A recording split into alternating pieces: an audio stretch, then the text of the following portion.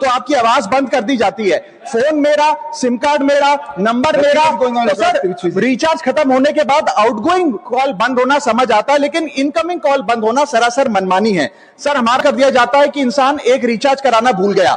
Sir incoming call बंद करना is not stopping of a service, ये हमारे राइट टू कम्युनिकेशन को स्टॉप करने जैसा है। सर जैसे आपका आधार कार्ड इसलिए एक्सपायर नहीं हो जाता कि आपने डिटेल अपडेट नहीं करी, या आपका बैंक का खाता इसलिए बंद नहीं हो जाता कि आपने मंथली डिपॉजिट जमा नहीं किया, या आपका वोटर आईडी इसलिए सस्पेंड नहीं हो जाता कि आप एक चुनाव में वोट डालना भूल गए, ठीक उसी तरह आपका मोबाइल नंबर इसलिए सस्पेंड और डीएक्टिवेट नहीं होना चाहिए कि आप एक रिचार्ज भूल गए। सर मैं सदन में फ्री आउटगोइंग की मांग नहीं कर रहा, फ्री डेटा की मांग नहीं कर रहा, लेकिन इन भारत में 125 करोड़ मोबाइल फोन यूजर हैं, जिसमें से 90% प्रीपेड प्लान के यूजर हैं। सर आज मैं प्रीपेड प्लान के जो मोबाइल यूजर्स हैं उनकी ओर से दो समस्याएं उठाना चाहता हूं।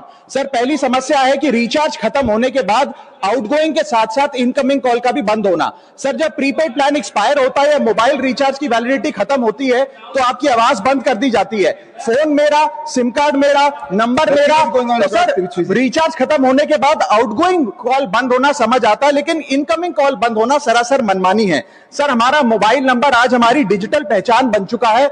एसेंशियल कम्युनिकेशन जैसे कि UPI payment, banking OTP, train ticket OTP, PAN Aadhaar authentication, interview का कॉल, हॉस्पिटल का कॉल, मां बाप का गांव से कॉल, तमाम चीजें इनकमिंग कॉल और इनकमिंग एसएमएस से आती है, और वो इसलिए बंद कर दिया जाता है कि इंसान एक रिचार्ज कराना भूल गया। सर इनकमिंग कॉल बंद करना is not stopping of a service, ये हमारे राइट टू कम्युनिकेशन को स्टॉप करने जैसा है। सर जैसे आपका आधार कार्ड इसलिए एक्सपायर नहीं हो जाता कि आपने डिटेल अपडेट नहीं करी, या आपका बैंक का खाता इसलिए बंद नहीं हो जाता कि आपने मंथली डिपॉजिट जमा नहीं किया, या आपका वोटर आईडी इसलिए सस्पेंड नहीं हो जाता कि आप एक चुनाव में वोट डालना भूल गए, ठीक उसी तरह आपका मोबाइल नंबर इसलिए सस्पेंड और डीएक्टिवेट नहीं होना चाहिए कि आप एक रिचार्ज भूल गए। सर मैं सदन में फ्री आउटगोइंग की मांग नहीं कर रहा, फ्री डेटा की मांग नहीं कर रहा, लेकिन इनकमिंग कॉल फैसिलिटी की गारंटी होनी चाहिए। मेरी 3 स्पेसिफिक मांग है। पहली, प्रीपेड मोबाइल कनेक्शन में इनकमिंग कॉल और इनकमिंग एसएमएस कम से कम 1 साल तक कंटिन्यू रहे, चलता रहे from the date of the last recharge, ताकि एसेंशियल कम्युनिकेशन चलती रहे।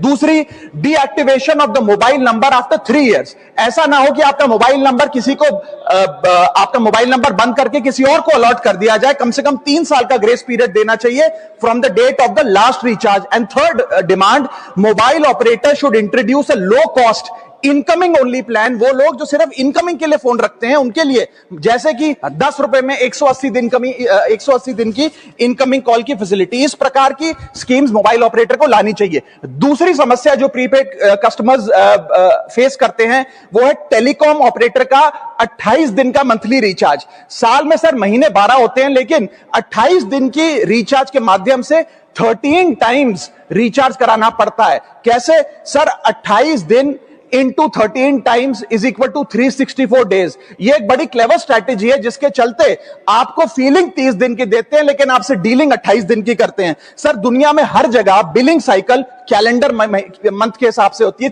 30 या 31 दिन। आपको मंथली सैलरी, लैंडलॉर्ड का रेंट, बैंक की ईएमआई, बिजली पानी गैस का बिल, तमाम चीजें 30 या 31 दिन के महीने के हिसाब से होती हैं। लेकिन ये मोबाइल ऑपरेटर, टेलीकॉम ऑपरेटर 28 दिन के महीने के हिसाब से आपको रिचार्ज प्लान बेचते हैं, ताकि साल में एक अतिरिक्त रिचार्ज आपको मिल जाए। मैं उम्मीद करता हूं कि इसे भी समाप्त किया जाएगा। घोष जी प्लीज।